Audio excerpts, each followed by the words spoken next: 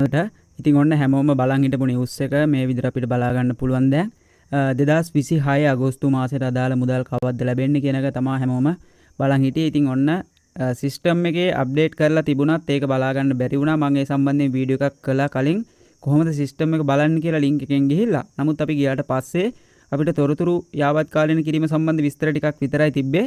අස්වැසුම දිනයක් අපිට බලා ගන්න බැරි වුණා. නමුත් සිස්ටම් එකේ අප්ඩේටඩ් කරලා තිබ්බේ. හරිද?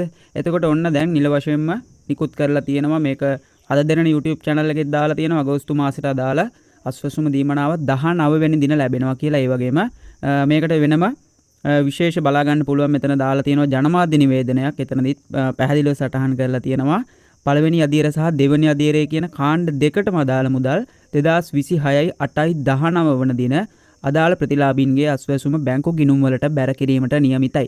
සිස්ටම් එකට නෙවෙයි බැංකු ගිණුම් වලට. ඉතින් 19 වෙනිදා ලෑස්ති වෙලා ඉන්න. ඉතින් උදේම ඔයාලට නොටිෆිකේෂන් එකක් එයි.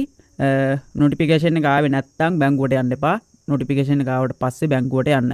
ඉතින් නොටිෆිකේෂන් එක නැති අයට ඒ කියන්නේ ඔයාලගේ SIM එකට මැසේජ් එකක් එන්නේ නැත්නම් ඔයා ටිකක් පරක් වෙලා යන්න. එහෙම නොටිෆිකේෂන් එන අය ඉක්මනට ගිහලා ඔන්න සල්ලි ගන්න පුළුවන් 19 වෙනිදා. ඉතින් මෙන්න මේ නිවුස් එක තමයි මේ වීඩියෝ එකෙන් අරගෙන ආවේ.